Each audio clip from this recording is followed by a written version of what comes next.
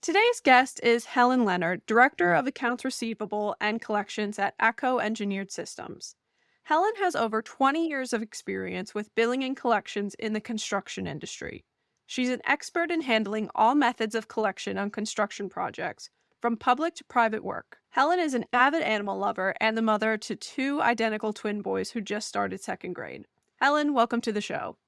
Thank you. Thank you for having me. So, today we're going to be talking about your role in the collections industry within construction. But before we jump into specifics, why don't you tell me a little bit about how you found yourself in this industry?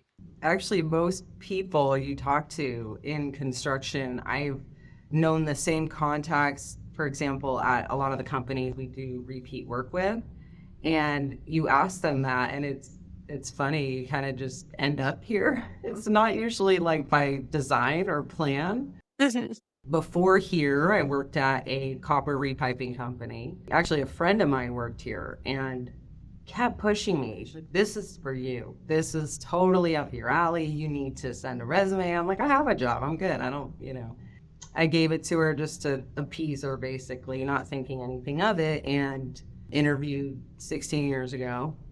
I could tell it was unique, ACCO was, and in the way that as big as we are, and we've grown so much since I've come here, we've acquired 7-8 companies in the last 10 years. I mean, it's crazy, the growth. But when I came, it was such a family atmosphere, even though it was large. And I thought, I can give it a try. I could see. And, now I've been here almost 20 years. That's great. When it comes to the specific industry of construction, did you find that it had a certain energy that pulled you into it? Like, was it high energy? Was it interesting work that you were necessarily doing before? So for me, what was really intriguing for me for ACCO was just how busy they were, right? There was so much volume and the work itself.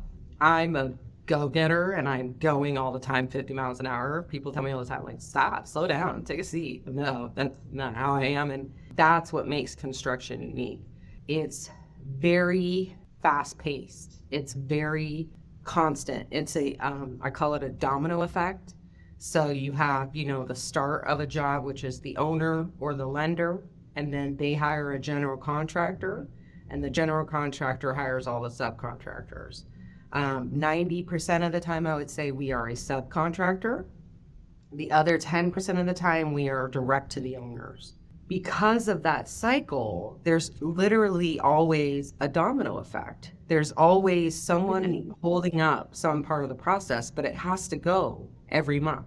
That cycle has to repeat every month. Yeah, especially with construction, I can imagine there's very strict schedules that you have to abide by in order for. Is it handling mostly commercial construction or residential or everything? All commercial, yeah. So my previous job was residential only, and then here it's all commercial. So we did Dodger Stadium, let's see, all the major, we did like San Francisco General Hospital, that was a big job. SoFi, big project. And that stuff's got to be done. They have games to put on. Yeah, there's penalties, especially stadium or schools. You have like strict, this has to be done by this date. If you don't, there's actually penalties because, right, the school has to open, stadium has to have their game. Taylor Swift has to perform. Exactly. Yeah, if the concert has to go, whether or not your air conditioner's ready, you better be. So yeah, it's very unique and it's fast paced and high strung, and there's all kinds of challenges and unique situations that make it really engaging. When it comes to the collection side, are you juggling the various different industries that go into a construction job? Like, are you handling the collections for all of that and chasing different people? That's got to be a lot to handle because it's so many different facets and so many different personalities. Oh yeah.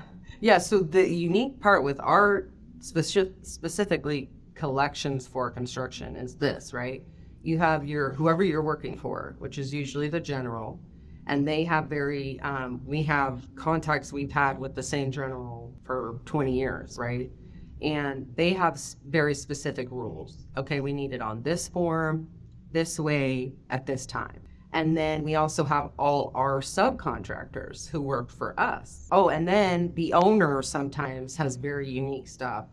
So whatever between the owner and the GC is deemed required and necessary, then passes down to the subs. So then we have to do whatever they require and then also enforce it with our subs. And that's every month.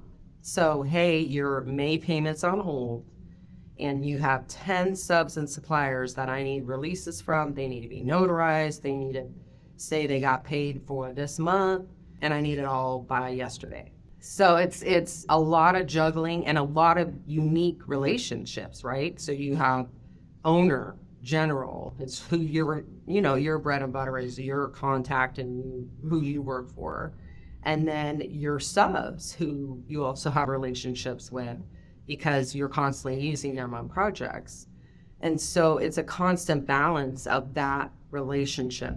Keep your customers, both sides, external and internal, happy and moving and accountable for their role in keeping this project moving and the funding moving well. Because you don't want, 3 months on hold because of one sub being delinquent or behind in whatever they may be behind in. From all of the trade shows that I've been attending and just content that we've been producing, the hot topics everyone wants to hear about is how can we incorporate as much technology and AI as possible, whereas your team is like, no, technology is great. Like it can definitely maybe in the future help you do some tasks easier, but you really need to keep that relationship, the humanized approach to actually working with these people, because it seems like you have very close relationships with them if you're working with the same people for years and years, decades. Yeah, it is. It's unique because you have to remember some of these companies and subs, they're very small. Okay, so they have the same person doing like 3 or 4 different tasks, right? Certified payroll, and then the notary, they only have a notary come once a week or once a month in some of these places, right? So it's like it's very unique. You get so automated, it kind of takes out that human element, and that is hard because I'll pick up the phone when we're in a real big rush. I pick up the phone, I'm like, hey, and they know when I call, it's urgent, and they drop everything to try to handle it. And literally, we've had to hand hold and walk people through doing something in a portal or something, whatever it may be. Or even if they need a notary and they don't have one, I'm like, come here, we got 10, So yeah, it's challenging. There is some great technology out there, and there's a lot of new technology that's coming about. Like I said, just saw that one the other day, and it's all good. It's just incorporating to what you already have and what's already functioning and working so well, and making sure that it actually adds impact and value. Yeah, not just using it for the sake of saying we have technology now.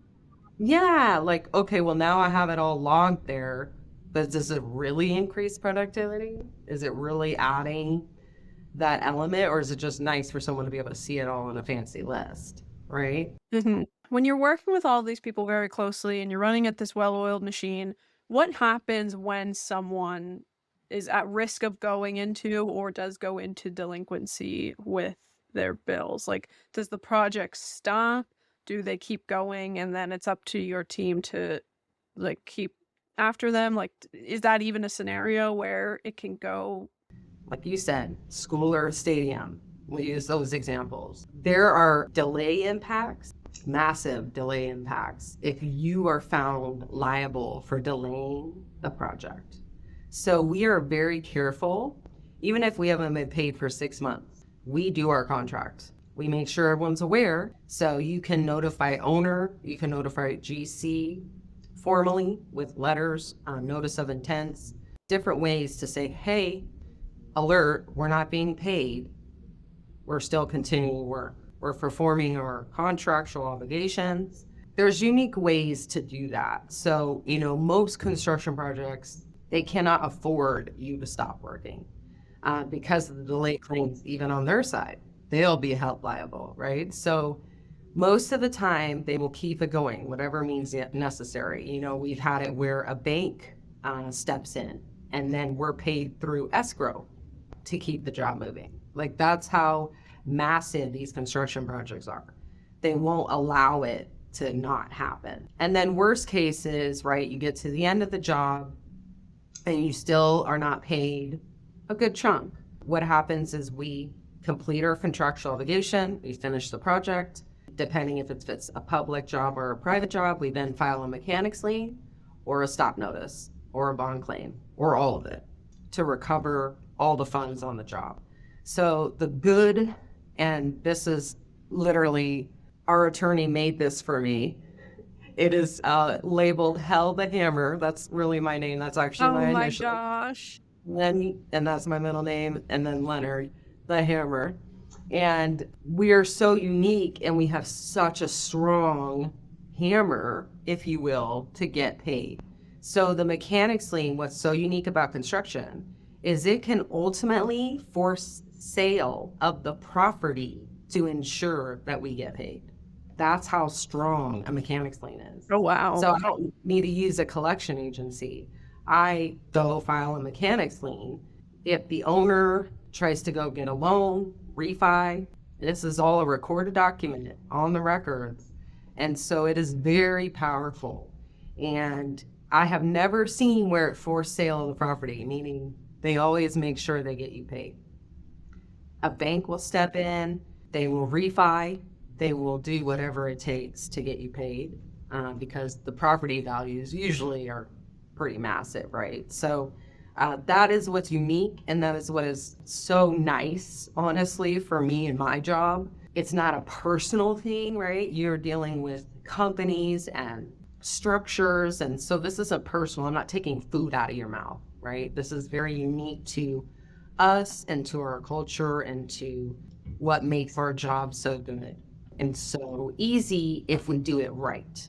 There are very specific timelines and guidelines of how you do a mechanics lien, and if you don't follow those, you can lose that. And that's why, and what my focus has been since I've come here for the past 16 years, is how to improve that and make sure we use that ultimate hammer as best as we can and do whatever we can to ensure we have that tool always.